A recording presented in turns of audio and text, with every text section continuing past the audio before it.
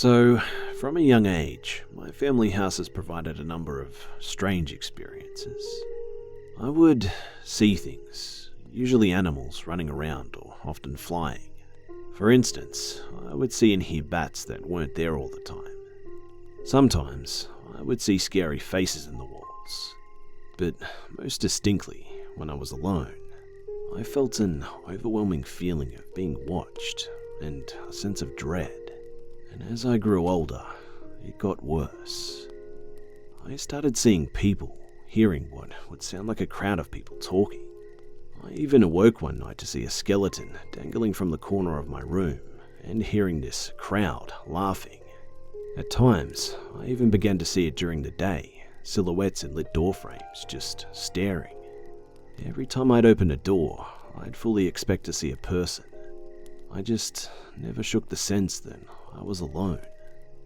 As I got into my late high school years, despite my religiosity, I took on skepticism and assumed I was seeing shadows in my eyes or just hearing things for no reason.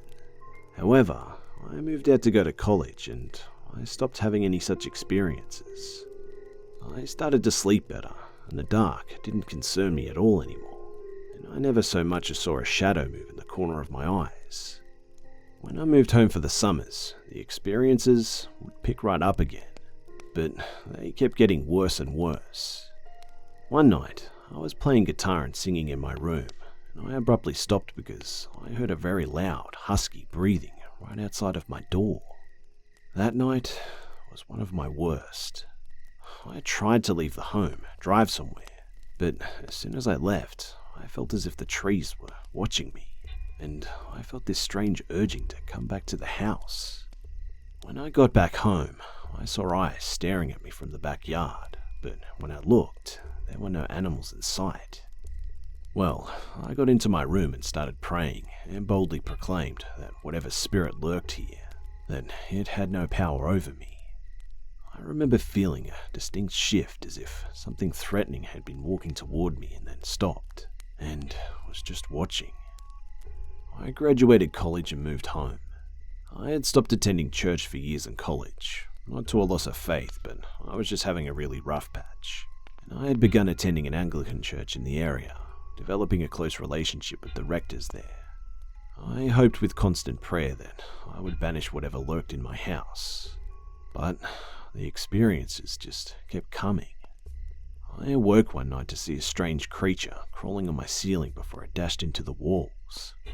Another night, my alarm clock app records snoring and heavy breathing from me, and I listened to one sample and heard very distinct whistling at 2 a.m, and I'm on the bottom floor alone, and no one in my family really whistles.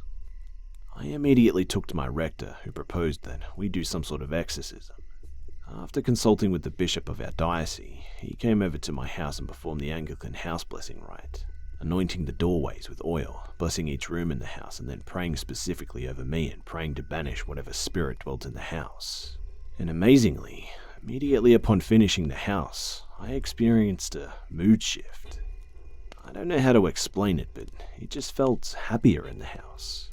And, possibly even more amazing, is that I haven't had an experience since then. In fact, I have hardly heard so much as a creak from the house.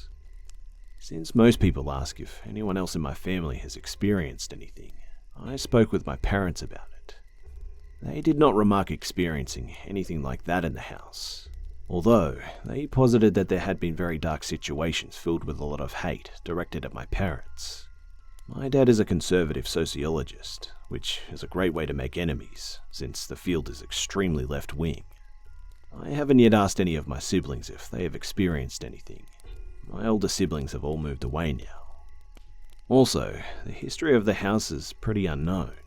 The guy who lived here before my family was very disliked by our neighbors, so it's possible he was doing some creepy stuff or something. And that's my story. It's been interesting to be able to share it with people and then hear their own stories and experiences. And I know some don't believe, but I've been surprised at how many people, including irreligious people, who have related to my own experiences. Anyway, here is the audio that I captured on my phone. The whistling starts around halfway through the audio snippet.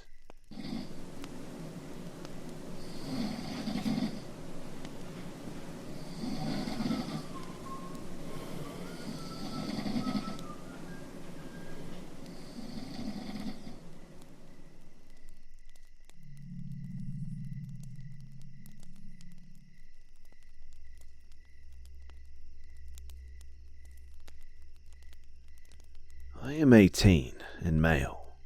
I have an extremely large Alsatian dog, which needs walking about 3 times a day for about an hour. I am a large guy, and of the day of this encounter, I was wearing an extremely large, padded and black leather jacket with black skinny jeans. This is important later on. My house is close to a large state park. I walk my dog here daily.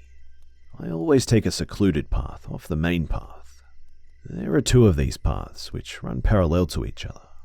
They are about 20 meters apart. One path runs adjacent to a river, over of which there is an abandoned house or manor. The other path is higher up and overlooks the path next to the river. This is also important. So now, to get to my story. I left my house and started walking my dog at around 1 p.m. I take the main path until reaching the secluded paths. I take the path closest to the river so that my dog can go swimming. As I get around 1 mile in, I hear people talking from up and around the corner of the path. I put my dog on a tight leash as I slowly walk up the hill, with a 10-meter drop down to the river and around the corner. The hill's gradient begins to decline, and as I look for the source of the noise, I see a lady in a pink blazer, sitting on the ground talking to another man on the ground. As I approached, I realized that something was wrong here. The woman was smiling, and the man was sitting halfway down the hill, almost in the river, with his bike upturned next to him. It appeared to be some sort of accident. The path was not slippery, but it was steep and narrow. The drop at this section of the path was around 8 meters of sharp rock into a white river. The pink lady had the following conversation with the man. "Someone is coming." The man then grumbled something. "How did you know that?" the lady said. My dog started crying and walking just off the path to go investigate, and I pull him back in. I ask if everything is okay, and she gives no response. She just smiles and looks towards the older balding man. We stare at each other for a second, and I get a better look at her before continuing to walk down the path. Let me describe this lady in even more detail. She wore a bright pink blazer with camouflage trousers and large hunting boots. She had to be at least in her late 40s.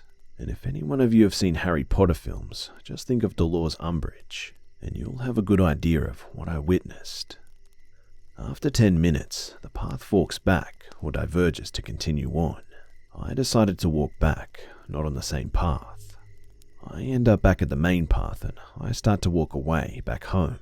But I get a gut feeling that I should go back. After all, that man could have been injured, and maybe they were just as intimidated as me by my sudden presence or my grotesquely large dog.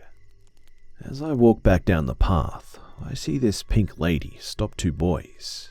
They were no older than 12, and she says something about him being stuck and he needs their help.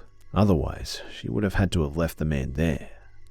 Instead of going to the path where the man was situated, I took the back path which overlooked the path below the river. As I look down, I am shocked. The man is moving his bike to a steeper part of the path and lies down, acting as if he was injured. This lady was luring these boys to this man who was not injured, capable of movement, and who had just staged an accident. I tried to phone 101, the non-emergency number in my country, but I had no minutes left, and the pink lady is nowhere to be seen. I decide I have to loop back around and walk down that path. It takes me about 10 minutes to do so, and as I get around there, the lady and the man are arguing, and the conversation went like this. "Now where are we meant to go? If you weren't such a spooky bitch, those boys would have come in. You were the one who said we couldn't tackle the big guy." At this moment, I go into panic. I make my presence clear and approach them quickly. I have to get past them as quickly as I can. I pull my dog closer to me as I'm passing them on the narrow path, less than a meter in length. and the man gives me the dirtiest look, while the lady gives me the toothiest yellow smile I've ever seen. I'm not afraid to admit it. I was scared, and I ran as quick as I could out of the woods. When I do get out, I reach a member of the local government while walking past the parking lot and telling him of what I'd just witnessed and the conversation. Fortunately, the boys the lady was talking to had already reported the suspicious activity. He tells me that the children had told him that the lady was claiming her husband had fallen off the path and needed some help. But apparently, the boys didn't fall for it. He had called the police as soon as the boys had told him. I soon left, and I won't be returning to that part of the woods for a long time.